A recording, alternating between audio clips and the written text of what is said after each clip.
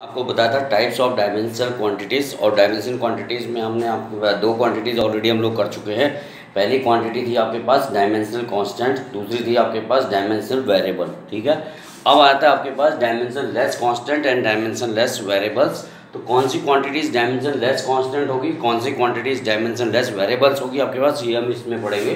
तो dimensionless constant का मतलब होता है आपके पास physical quantities having no dimension but have a constant value, यानी वो फिजिकल क्वांटिटीज़ आपके पास जिनके पास कोई भी डायमेंशन नहीं होंगी और उनकी वैल्यूज़ भी आपके पास कांस्टेंट होंगी आपके पास। ठीक है, तो ये वो क्वांटिटीज़ होंगी आपके पास जिनके वैल्यूज़ होंगी आपके पास वो कांस्टेंट होती हैं और इन पे डायमेंशंस भी नहीं होती, इसलिए इनको कहते हैं डायमेंशन लेस कांस्टेंट। अब इसमें आपके पास जितने भी प्योर नंबर्स आते हैं आपके पास, जैसे 1 2 3 4 आ गए, या आपके पास मैथमेटिकल कांस्टेंट्स आ गए, पाई हो गया आपके पास, एक्सपोनेंशियल फंक्शन हो गया आपके पास, तो ये सारे आपके पास डायमेंशन लेस कांस्टेंट होंगे, यानी क्वांटिटीज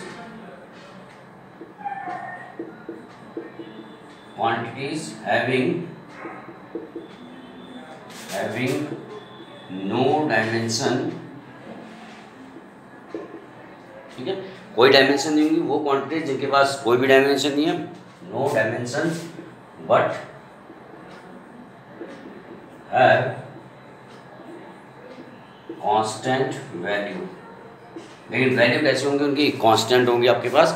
अब इसमें आप जितने भी मैथमेटिकल नंबर्स हो गए आपके पास, जैसे आ गया ये एग्जांपल में ले लीजिए आपके पास 1 2 3 डॉट डॉट चल जाएगा आपके पास, पाई हो गया, एक्सपोनेंशियल फंक्शन हो गया आपके पास, तो ये जो क्वांटिटीज होंगी आपके पास ये डायमेंशन लेस कांस्टेंट्स कहलाते हैं आपके पास। ठीक है, और इसके बाद आ जाता है आपके पास dimensionless variables. Dimensionless variables, तो डायमेंशन लेस वेरिएबल में देख लेते हैं dimensionless variable. Dimensionless variable का मतलब होता है, जैसे नेम इसका इंडिकेट कर रहा है, डायमेंशन लेस मीन्स डायमेंशन, इसमें भी डायमेंशन नहीं होंगी लेकिन इनकी वैल्यूज में चेंज आएगा आपके पास। ठीक है, यानी वो फिजिकल क्वांटिटीज, वो क्वांटिटीज जिनके पास वैल्यू जिनकी वेरी करेगी but they do not have any dimension, लेकिन उनके पास कोई भी डायमेंशन नहीं होगी, इस तरह की जो क्वांटिटीज होती है उनको हम कहते हैं डायमेंशन लेस वेरिएबल। तो क्वांटिटीज में आप नोट करके लिखेंगे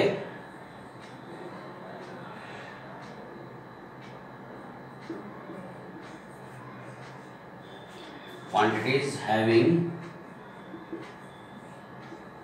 no dimension but have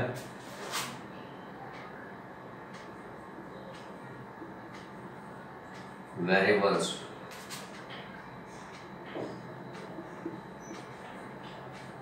in their values, यानी उनकी वैल्यूज में वेरिएबल्स होंगी। वेरिएबल्स मतलब वैल्यूज जो होगी उनकी वो चेंज होंगी आपके पास, इस तरह की डायमेंशन वाली क्वांटिटीज होंगी।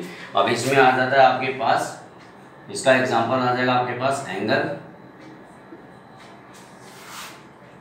स्ट्रेन।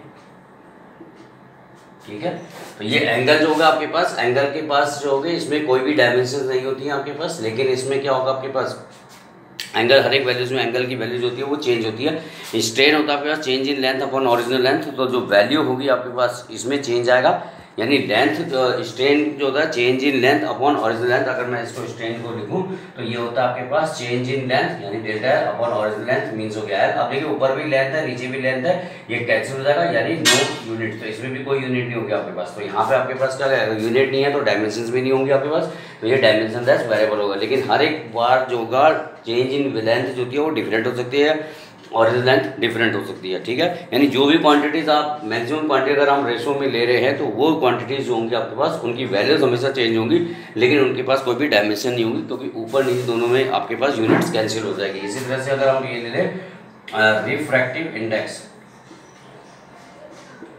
रिफ्रैक्टिव इंडेक्स, अगर मैं रिफ्रैक्टिव इंडेक्स को लूँ तो रिफ्रैक्टिव इंडेक्स की वैल्यू होती है आपके पास c अपॉन v लेके चलते हैं, तो c हो गया स्पीड ऑफ लाइट, v हो गया आपके पास velocity of light in a medium. तो देखिए ऊपर भी लाइट है और नीचे भी लाइट है, ऊपर भी वेलोसिटी ऑफ लाइट है नीचे भी वेलोसिटी ऑफ लाइट है, दोनों जगह जो है यूनिट सेम होगी, वो कैंसिल हो जाएगी, यानी आपके पास अगेन वैल्यू कौन सी आ जाएगी, डायमेंशन लेस वेरिएबल्स वाली कंडीशन आ जाएगी आपके पास। तो इस तरह की जो फिजिकल क्वांटिटीज होती है इनको हम कहते हैं डायमेंशन लेस ये कहलाती है आपके पास डायमेंशन लेस वेरिएबल्स होगी आपके पास। अब इसमें एक चीज़ आपने नोट करके चलनी है, वो ये चीज़ आपके पास कि जैसे एंगल हो गया आपके पास, जो एंगल है आपके पास यहाँ पे एंगल की यूनिट होती है। अब ये डायमेंशन लेस में देखिए स्ट्रेन है, स्ट्रेन की कोई भी यूनिट नहीं होगी, क्योंकि ऊपर भी यूनिट कैंसिल होगी, नीचे भी यूनिट कैंसिल होगी।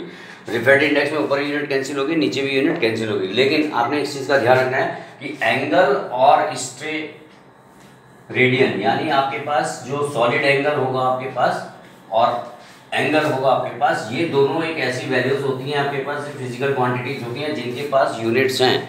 ठीक है, अगर मैं सॉलिड एंगल लूँ तो सॉलिड एंगल की यूनिट जो होती है वो स्टेरेडियन होती है आपके पास। ये आपने ध्यान रखना है कि जैसे सॉलिड एंगल अगर हम ले रहे हैं सॉलिड एंगल, तो सॉलिड एंगल की जो यूनिट होती है वो होती है स्टेरेडियन। स्टेरेडियन, अब ये स्टेरेडियन जो है यूनिट है, यहाँ पे देखिए ये डायमेंशन लेस क्वांटिटी है, ये एक ऐसी डायमेंशन लेस क्वांटिटी है जिसके पास यूनिट है। अभी मैंने आपको जो बताया डायमेंशन लेस वेरिएबल्स में, वहाँ पे जो फिजिकल क्वांटिटी थी उसमें कोई यूनिट नहीं थी, लेकिन यहाँ सॉलिड एंगल की यूनिट होगी आपके पास। इसी तरह से आपके पास जो एंगल आता है आपके पास, उसकी भी यूनिट होती है आपके पास। एंगल की यूनिट क्या होती है? रेडियन। इसी तरह से दूसरा ले लेते हैं एंगल, इसकी यूनिट होती है रेडियन।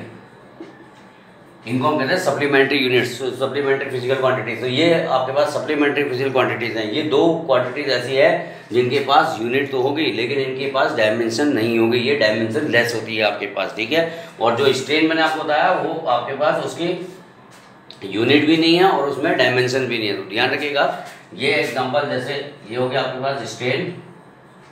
अब स्ट्रेन में हमने लिखा change in length upon original length. तो देखिए यहाँ पे लेंथ है, यहाँ पे भी लेंथ है, दोनों कैंसिल हो गया। यहाँ पे आ गया आपके पास no dimension and no unit. लेकिन ये दो आपके पास जो होंगे इसके पास यूनिट्स है, डायमेंशन नहीं है, लेकिन क्या है साथ में इसमें यूनिट है। तो ये आपको याद रखना है, दोनों चीज़ों को, सॉलिड एंगल को और एंगल को आपने याद रखना है कि इन पे यूनिट्स भी होती है लेकिन डायमेंशन नहीं होती है आपके पास। ठीक है, ये इसमें मेन चीज़ आपके पास। और एंगल का अगर आप निकालना चाहें तो एंगल इज इक्वल टू होता है आर्क अपॉन रेडियस। तो देखिए आर्क और रेडियस दोनों मीटर मीटर का कैंसिल हो जाएगा आपके पास। ठीक है, लेकिन रेडियन इसकी यूनिट्स होगी, एंगल की यूनिट रेडियन होती है, सॉलिड एंगल की यूनिट स्टेरेडियन होती है। तो ये दो चीज़ें आपने इसमें से नोट करके चलनी है। तो ये था आपके पास 4 टाइप की क्वांटिटीज़। मैंने आपको बताया कि 4 तरह की आपके पास क्वांटिटीज़ होंगी। एक डायमेंशन कांस्टेंट हो गया, एक डायमेंशन वेरिएबल्स हो गया, एक डायमेंशन लेस कांस्टेंट हो गया, एक डायमेंशन लेस वेरिएबल्स हो गया आपके पास। ये 4 तरह की आपके पास जो होती हैं डायमेंशनल क्वांटिटीज़ होती हैं। डायमेंशन क्वांटिटीज़ को हमने 4 कैटेगरी में डिवाइड किया था। अब आ जाता है आपके पास इसमें यूजेस ऑफ डायमेंशनल इक्वेशन, यानी डायमेंशन जो हमने पढ़ी हैं, इन डायमेंशन इक्वेशंस का यूज़ क्या है, कहाँ पे ये डायमेंशन इक्वेशंस यूज़ होगी।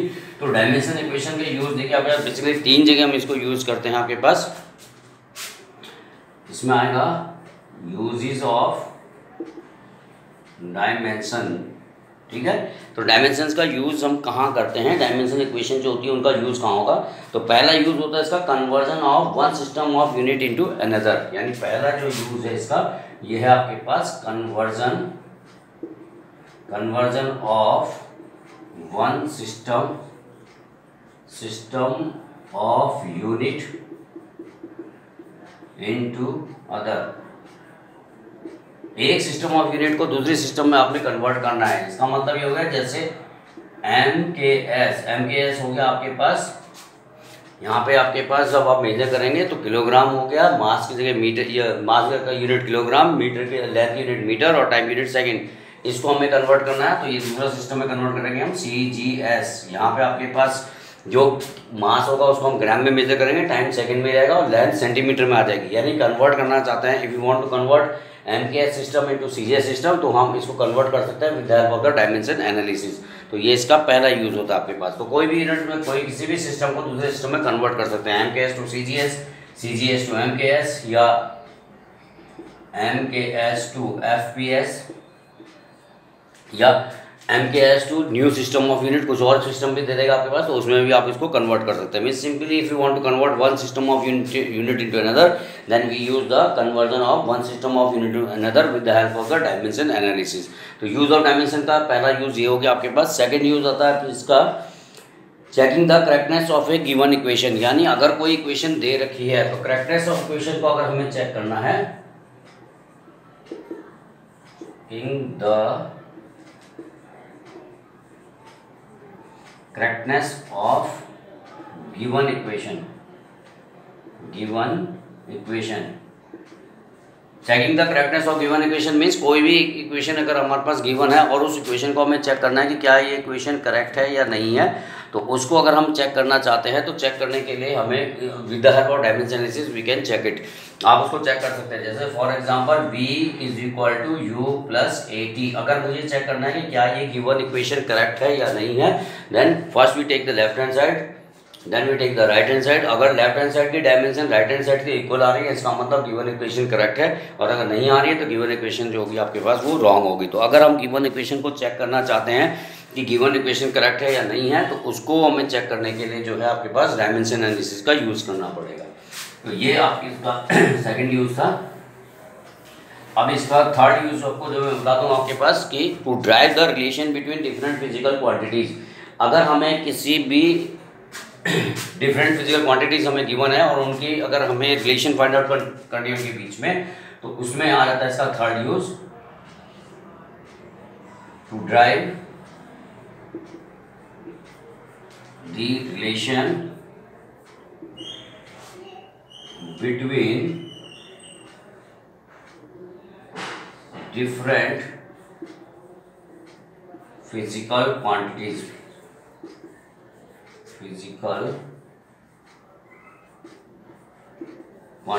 अलग अलग फिजिकल क्वांटिटीज गिवन होगी, उनके बीच में अगर हमें रिलेशन ड्राइव करनी है या फॉर्मूला हमें कोई ड्राइव करना है, तो उसके लिए जो है हम with the help of dimension analysis we can drive the equation. आप इसको इक्वेशन को ड्राइव कर सकते हैं। फॉर एग्जांपल अगर मुझे निकालना है कि F = ma होता है, तो अगर मुझे ये फॉर्मूला ड्राइव करना है तो इसको फॉर्मूले को ड्राइव किया जा सकता है with the help of the dimension analysis.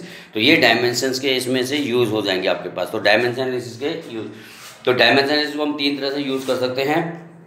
पहला यूज होता है आपके पास conversion of one system of unit into another, दूसरा होता है checking the correctness of the given equation, तीसरा होता है आपके पास डेरिवेशन ऑफ द फॉर्मूला या to drive the relation between different physical quantities. कोई भी डिफरेंट फिजिकल क्वांटिटीज अगर आपको गिवन है, उसको अगर हमें ड्राइव करना है तो हम इसकी हेल्प से जो है उनको ड्राइव कर सकते हैं। ठीक है, अब कैसे करके जो है हम इसको अप्लाइड करेंगे, तीनों यूज को किस तरह से हम करेंगे, conversion of one system unit into another करना, तो किस तरह से आप इसको अगर ड्राइव करेंगे, तो उसको ड्राइव करने के लिए जो है हमारे पास पर्टिकुलर फॉर्मूला है, पर्टिकुलर इसका डेरिवेशन है, उसको हम जो है नेक्स्ट टॉपिक में कंप्लीट करेंगे। Thank you.